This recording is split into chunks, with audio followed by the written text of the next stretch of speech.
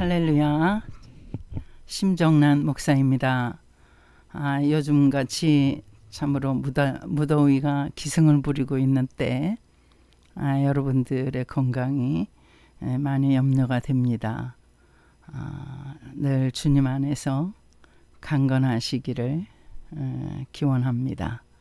오늘은 인간이 가장 많이 저지르면서 또 가장 쉽게 빠져드는 그런 부정적인 행위에 대해서 하나님 말씀을 찾아보면서 상고하는 시간을 갖도록 하겠습니다.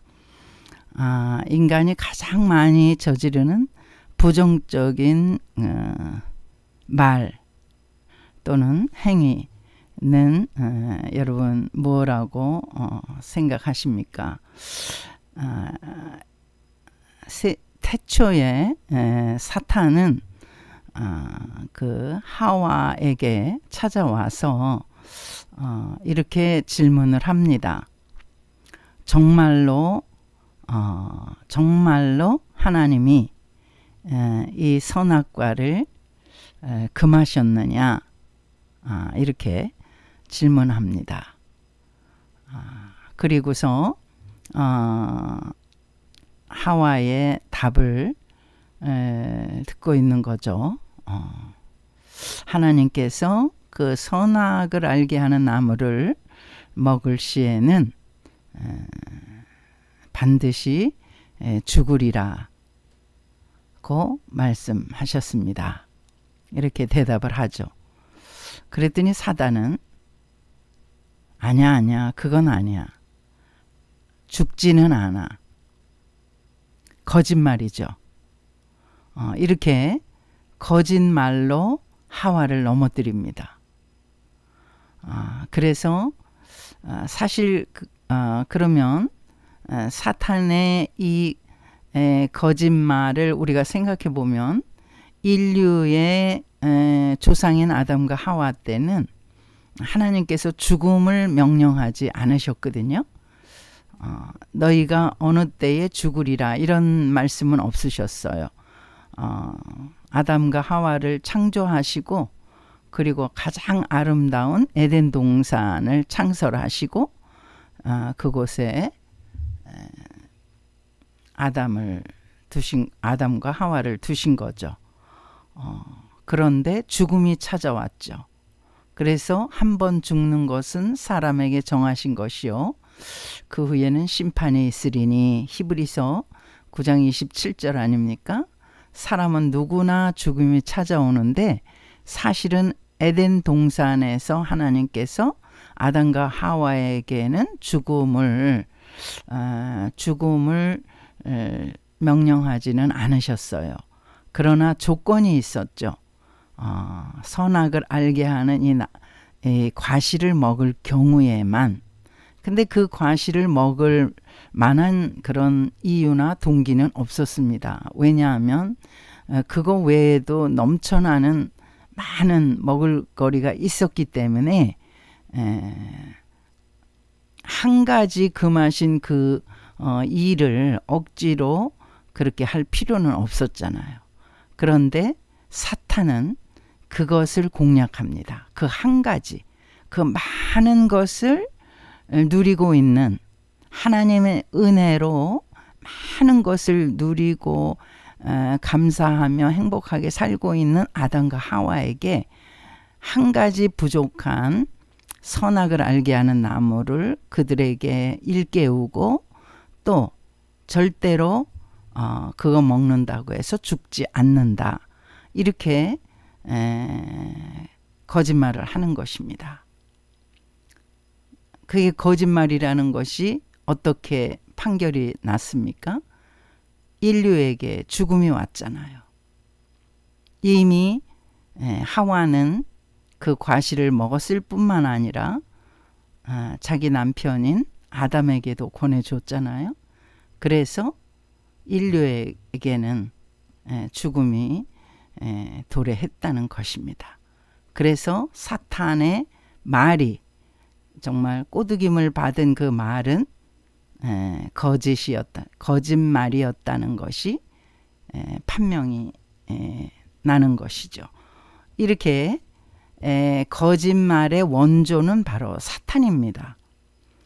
끊임없이 사탄은 우리의 마음을 격동해서 우리가 진실만을 말하려고 하는 우리를 꼬드기고 격동해서 거짓말을 만들고 거짓말을 조장하고 또 거짓 행동을 하게 하는데 원조가 된 것입니다. 오늘 본문인 계시록 21장에는 계시록 21장 제가 8절을 한번 읽어드리겠습니다. 계시록 1장 8절입니다.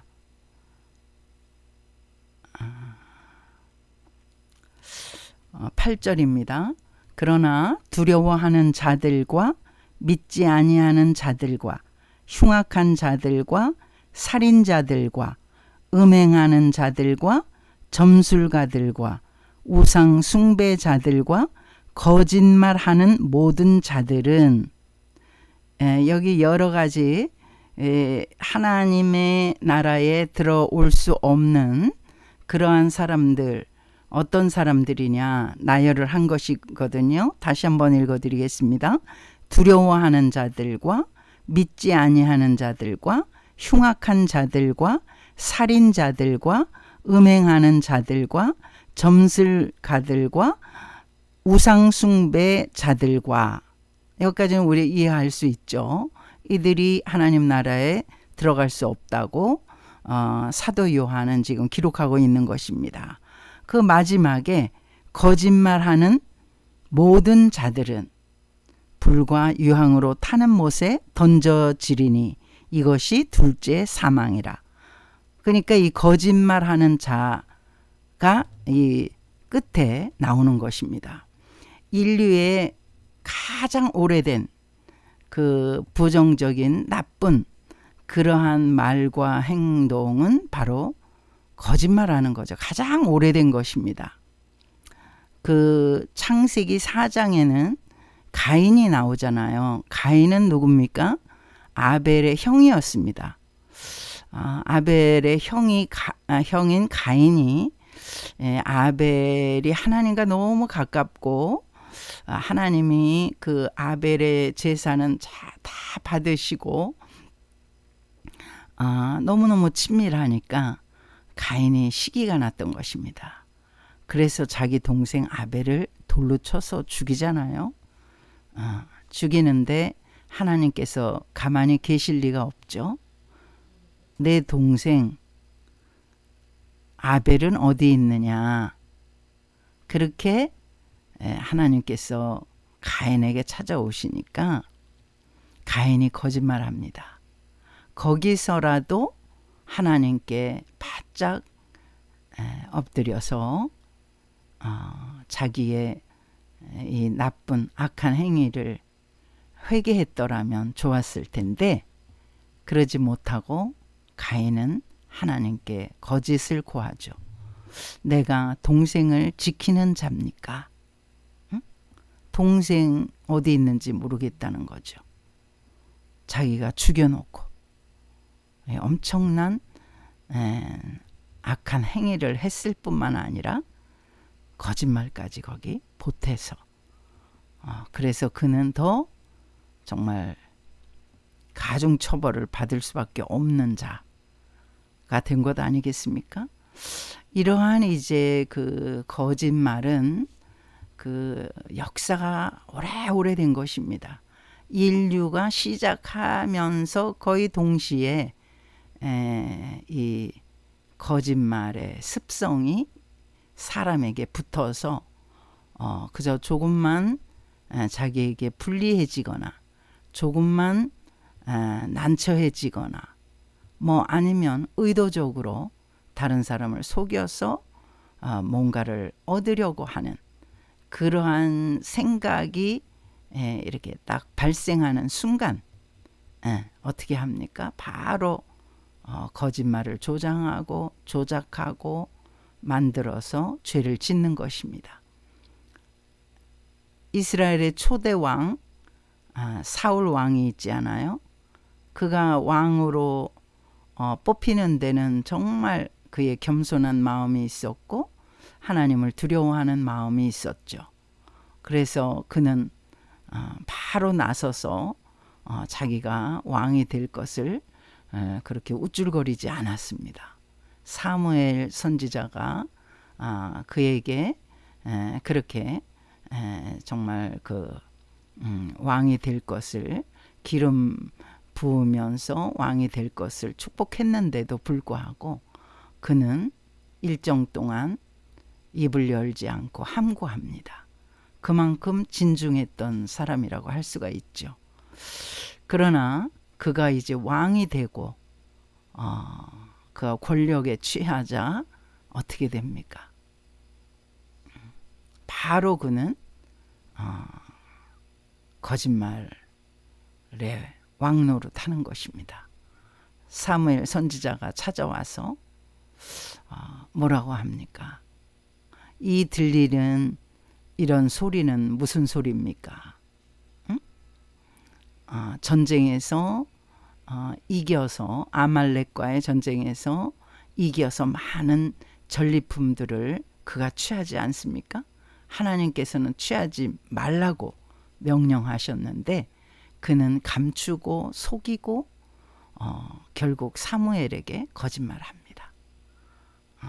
자기의 욕심으로 그런 행동을 벌였음에도 불구하고 그는 하나님께 제사를 드리기 위해서 제가 감춰놓은 것입니다.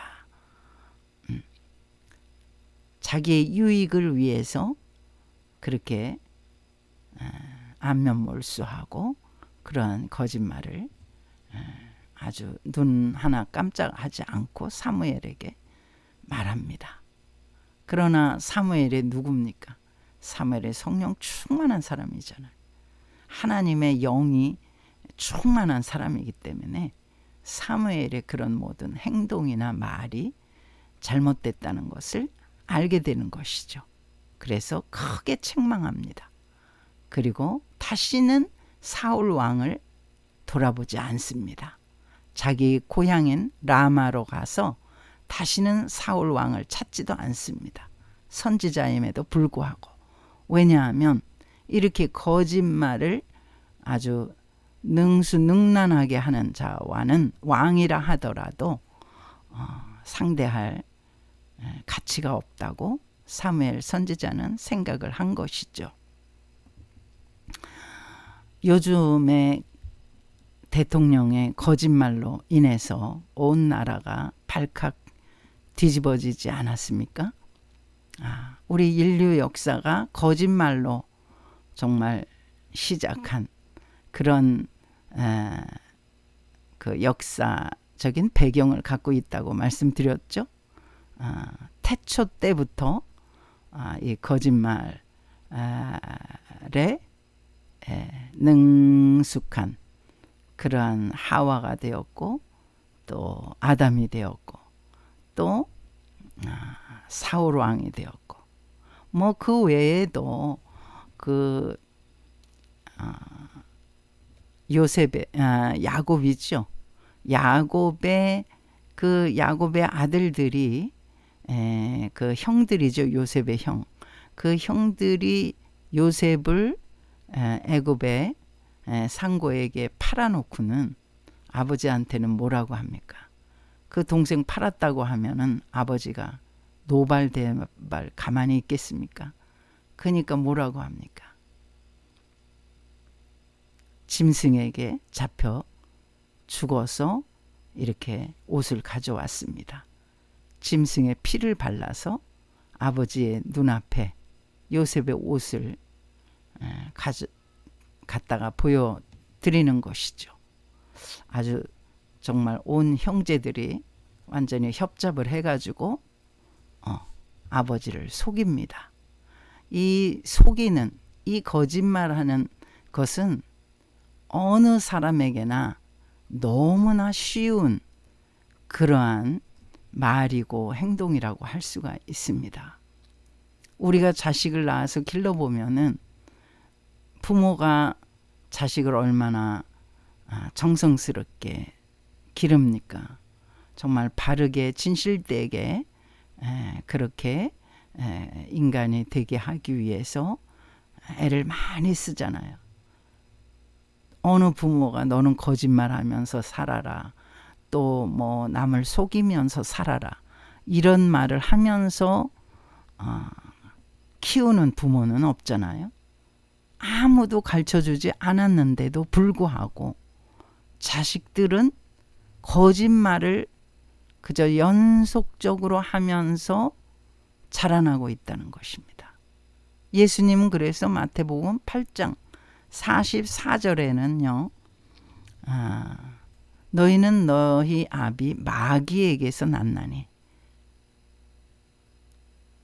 마귀에서부터 나왔다, 이렇게 우리 인류를 정의를 하시는 것입니다. 우리 인류가 사실은 하나님이 흙으로 만드신 거잖아요. 그리고 하나님의 생명을 인류의 코에, 아담의 코에 불어넣으셔서 생명이 되게 하셨잖아요. 하나님이 창조하셨죠. 근데 예수님은 우리 인류를 보실 때 어떻게 보십니까? 사단의 역사에 너무나 잘 짝짝꿍이 맞는, 사단이 조금만 질끈 눈을 감아도 우리는 바로 사단의 그 역사에 넘어가는, 너무나 연약한, 너무나 죄성이 충만한 그러한 거의 사탄이라고 예수님은 정의를 내리시는 것입니다. 왜 우리가 예수님을 믿어야 합니까? 이렇게 사단과 우리가 너무나 친하기 때문에 사단의 역사에 꼼짝도 못하고 우리가 넘어가는 존재이기 때문에 이 사단을 이길 수 있는 능력을 가지신 분은 오직 예수 그리스도, 하나님이시고 하나님의 아들이신 예수님이 사단의 머리를 멸하러 이 땅에 오셨잖아요. 여자의 후손이 사단의 머리를 칠지라 말씀하셨잖아요. 다른 것으로는 이길 수가 없는 것입니다. 우리의 어떤 바른 생활, 도덕, 윤리, 철학, 학문, 돈, 그 어떤 것도 거짓말에서 자유할 수가 없는 것입니다. 거짓말의 원조인 사탄에 우리는 너무나 무방비하게 노출되어 있기 때문에 어느 누구든지, 저도 마찬가지입니다. 어느 누구든지 쉽게 넘어가는 게 우리 존재라는 것을 여러분은 꼭 잊지 말아야 될 것입니다. 우리가 우리 자신의 연약함을 자각할 때 우리가 얼마나 예수 그리스도가 필요한지, 나의 그 모든 죄성을 해결해 주실 예수 그리스도가 내게 얼마나 필요한지를 우리는 각성하게 되는 것이고 찾게 되는 것입니다. 내가 얼마나 사기성이 농후하고 거짓말장이고 얼마나 부도덕한가를 항상 우리가 발견할 때 그때 믿음이 더 자라는 것이고, 예수님은 우리를 더 가까이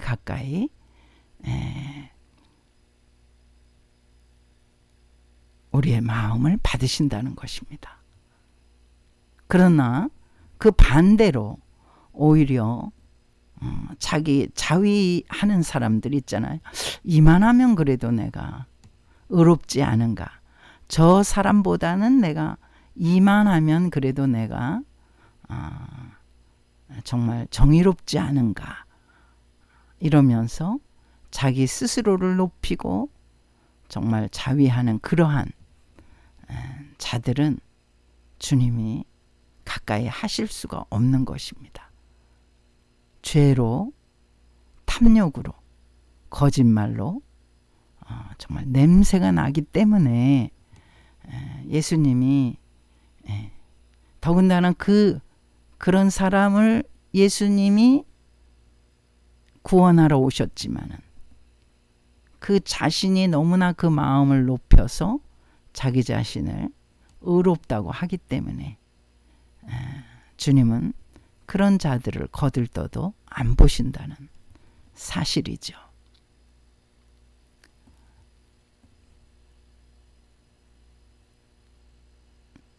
가룟 유다를 보십시오. 가룟 유다 같은 사람은 정말 예수님과 같이 최후의 만찬을 참석했잖아요. 예수님이 얼마나 많이 그의 마음의 문을 두드렸거든요.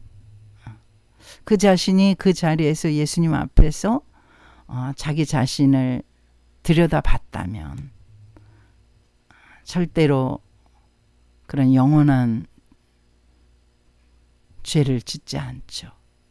우리 주님께서 가룟 유다를 향해서 너는 차라리 세상에 나지 않았더라면 좋았을 것을 그렇게 한탄하지 않으셨습니까? 정말 여러 번 그에게 눈치를 주셨지만은 그는 끝내 우리 주님을 외면하고 그 외면하는 것이 사실은 자기를 속이는 거죠. 그러니까 자기 자신을 속이든지 남을 속이든지 예수님을 속이든지 이건 모든 것은 다 거짓인 것입니다. 문제는 여기에 예수님께서 말씀하시는 게 사도 요한이 이렇게 지금 요한계시록 21장의 8절에서 말씀을 제가 읽어드렸는데요. 22장 요한계시록 22장에서 다시 한번 사도 요한은 강조를 하고 있는 거예요. 무슨 말을 강조하겠습니까? 바로 거짓말에 대한 것을 강조합니다. 이 거짓말을 하는 사람은 어떻게 하나님 나라에 들어갈 수가 없다. 이렇게 말씀을 하시는 거죠. 제가 계시록 22장을 또 한번 읽어드리겠습니다. 15절입니다. 개들과 점술가들과 음행하는 자들과 살인자들과 우상숭배자들과 아까 8절에 21장 8절에도 나왔잖아요. 및 거짓말을 좋아하며 지어내는 자는 다 성 밖에 있으리라. 마지막 판에 다시 한번 거짓말을 좋아하고 거짓말을 지어내는 자는 다 하나님 나라 예루살렘 성 밖에 있으리라. 구원을 받지 못한다는 거예요. 최종적으로는. 그러니까 이 거짓말에 대한 이런 심판은 계속적으로 이렇게 강조되고 있다는 것입니다. 그래서 여기 제가 13절을 한번 읽어드릴게요.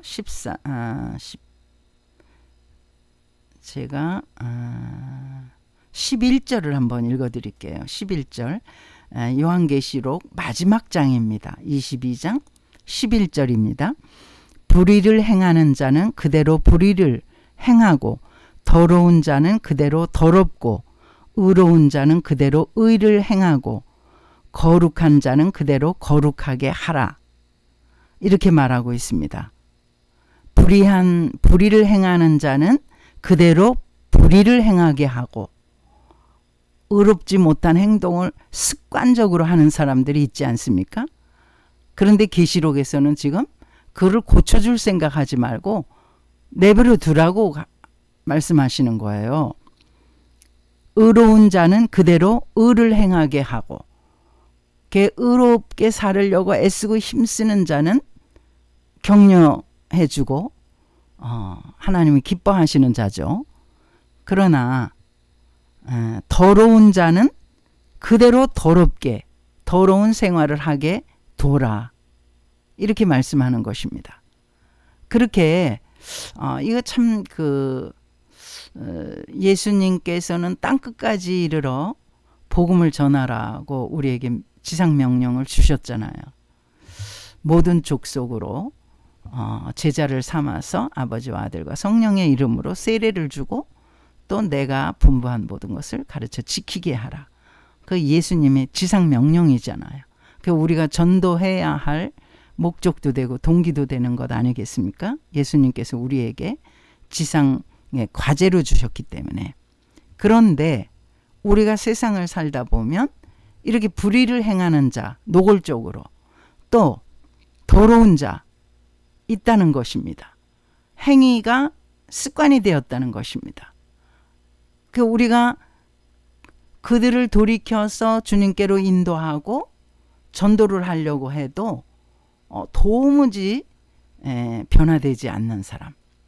그런 사람은 어떻게 해야 내버려 두라는 거예요. 무서운 말씀이죠. 무서운 말씀입니다. 근데 전도를 하다 보면은 하나님께서 구원하시는 자들은 예정된 자들은 정말 별로 복음을 제시하지 않았는데도 그 마음이 끌려서 주님께로 다가오는 거예요. 참 놀랍죠. 주님께로 다가오는 거예요. 내가 노력해서, 인간이 노력해서가 아니라 하나님이 이미 예정하신 자들이 아닌가 그렇게 생각이 되거든요. 그 사도 요한은 여기서 불의를 행하는 자 내버려 둬라. 이게 불의가 습관이 되어서 계속 반복적으로 하는데 거기에 우리가 상처를 받지 말라는 거죠. 버려둬라 이런 말씀이죠. 제가 로마서 1장에 또 이런 말씀이 한번 사도 바울이 말한 건데요. 사도 바울이 로마서 1장에 한번 제가 또 한번 읽어드리겠습니다. 로마서 1장 28절입니다. 이거는 사도 바울의 말씀입니다. 또한 그들이 마음에 하나님 두기를 싫어하매, 그냥 그 마음에 의도적으로 그들은 하나님을 배반하는 거예요. 하나님을 엔티하는, 엔티크라이스트죠, 말하자면. 그래서 우리가 전도하더라도 이렇게 다 이렇게 땅에 떨어지는 거예요. 이렇게 잘 받아들여지는 게 아니라. 그래도 우리는 때를 얻든지 못 얻든지 항상 힘쓰라고 말씀에 있으니까 노력을 해야죠. 그러나 그런 사람들도 우리는 만날 수 있다. 이런 말씀이죠. 그 마음에 하나님 두기를 싫어하매 하나님께서 그들을 그 상실한 마음대로 내버려 두사, 하나님께서도 그들을 내버려 두셨다는 거예요. 그러니까 그들이 합당하지 못한 일들을 계속적으로 한다는 거예요. 29절에 곧 모든 불의, 추악, 탐욕, 악의가 가득한 자요, 시기, 살인, 분쟁, 사기, 악독이 가득한 자요, 수군수군하는 자요, 비방하는 자요, 하나님께서 미워하시는 자요, 능욕하는 자요, 교만한 자요, 자랑하는 자요, 악을 도모하는 자요, 부모를 거역하는 자요, 우매한 자요, 배약하는 자요, 무정한 자요, 무자비한 자라. 32절입니다. 그들이 이 같은 일을 행하는 자는 사형에 해당한다고 하나님께서 정하심을 알고도 자기들만 행할 뿐 아니라 또한 그런 일을 행하는 자들을 옳다 하느니라. 자기들뿐만 아니라 이 부정적인 행위를 다른 사람들에게까지 부추겨서 같이 행하게 한다는 거예요. 나쁜 일에는 친구가 있잖아요. 친구를 꼬드겨서 나쁜 일에 동참하게 하는 거예요. 그러니까 우리가 항상 말씀을 묵상하고 주님과 가까워야 되는 이유는 우리의 가까운 이웃이나 친구들이 이러한 나쁜 일을 도모하고자 우리에게 말할 때 우리가 선악을 분별할 수 있는 능력이 성령님이 우리에게 주시기 때문에 딱 거절하고 퇴치할 수가 있는 것입니다. 어떤 사람이 돈 많이 벌 수 있다고 꼬드겼어. 그래서 돈을 함께 벌자고. 근데 내용을 들어본 즉 아주 그 죄짓는 그러한 일인 거예요. 근데 그게 분별이 없고 하나님께서 분별력을 주시지 않으면 그 친구에게 넘어가서 어떻게 됩니까? 같이 죄에 동참하게 되는 것이죠. 이 죄가 반복적으로 습관적으로 짓는 그러한 행위를 하는 자들을 하나님께서 내버려 두시는 거예요. 정말 돌아오기를 오래오래 참으시기도 하지만은 하나님께서 내버려 두시는 그런 자도 있다는 겁니다. 그런 사람들과 우리가 친구가 되면 안 되는 것이죠. 그런 영적인 분별력을 항상 우리가 갖고 있기 위해서 우리 주님과 친밀해져야 한다는 것을 믿으시기 바랍니다. 좀 전에도 제가 말씀드렸지만 이 대통령의 거짓말 얼마나 파급력이 큽니까?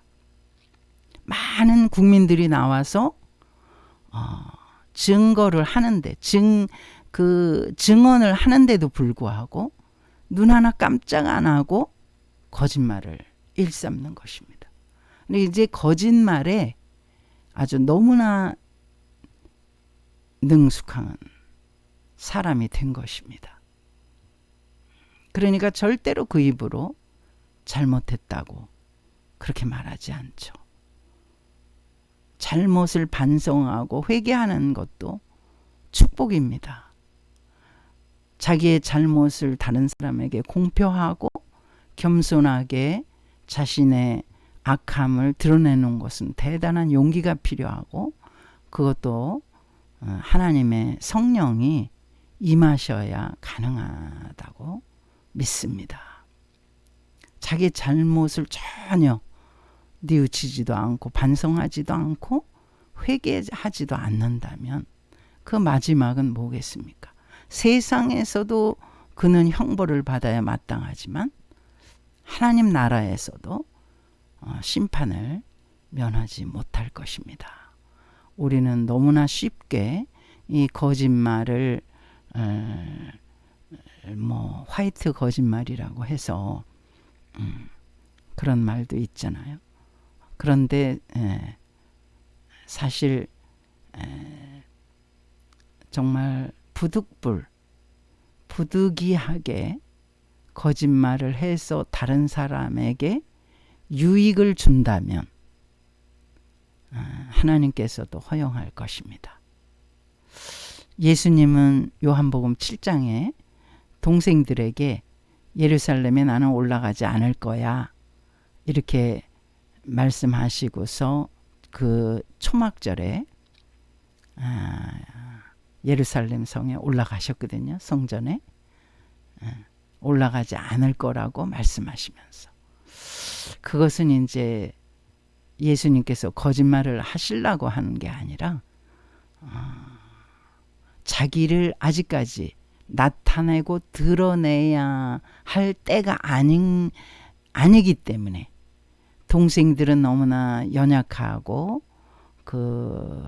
완전하지 못한 인격을 가진 사람들이니까 자기 형에 대해서 얼마나 우쭐거리고 예수님에 대해서 얼마나 우쭐거리고 자랑하고 막 싶겠습니까?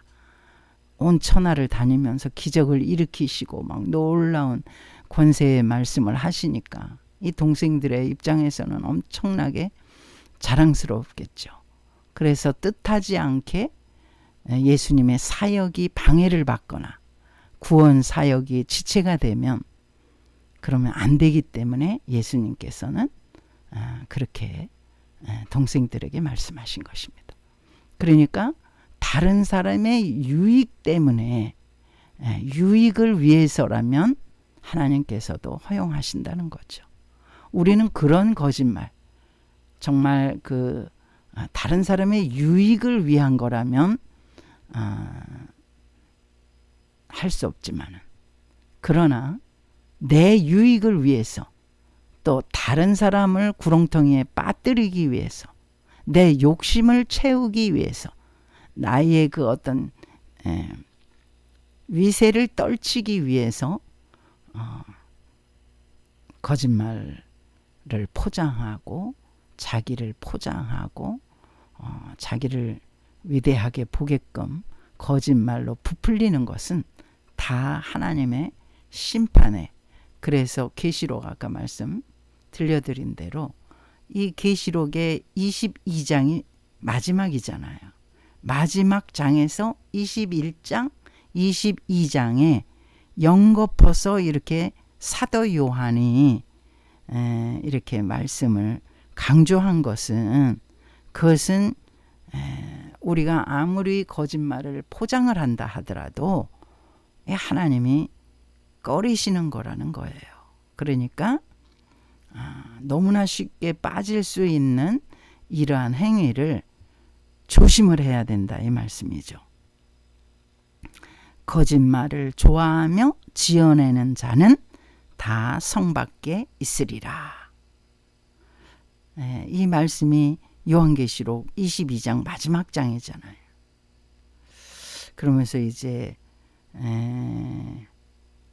18절을 제가 읽어드릴게요. 내가 이 두루마리의 예언의 말씀을 듣는 모든 사람에게 증언하노니, 만일 누구든지 이것들 외에 더하면 하나님이 이 두루마리에 기록된 재앙들을 그에게 더하실 것이요, 만일 누구든지 이 두루마리의 예언의 말씀에서 제하여 버리면 하나님이 이 두루마리에 기록된 생명나무와 및 거룩한 성의 참여함을 제하여 버리시리라. 이것들을 증언하신 이가 이르시되 내가 진실로 속히 오리라 하시거늘 아멘. 주 예수여 오시옵소서. 주 예수의 은혜가 모든 자들에게 있을지어다. 아멘. 마라나타, 마라나타, 주 예수여 오시옵소서. 이렇게 해서 마지막을 장식하는 거 아닙니까? 계시록 말씀이 참 그 심볼리카하고 비유가 많아서 어려운데 너무나 은혜롭습니다. 새 예루살렘의 성이 등장하고, 또 백보자 심판이 등장하고, 또 우리의 기도가 하나님의 보좌에 올려가는 것이 5장, 8장에 다 나오지 않습니까? 너무나 우리에게 능력을 주는 그런 말씀이 계시록이라고 할 수가 있습니다. 오늘은 사람이 너무나 쉽게 빠져드는 부정적인 행위인 이 거짓말과 거짓 행위에 대해서 생각하는 시간을 가져보았습니다. 할렐루야, 감사합니다.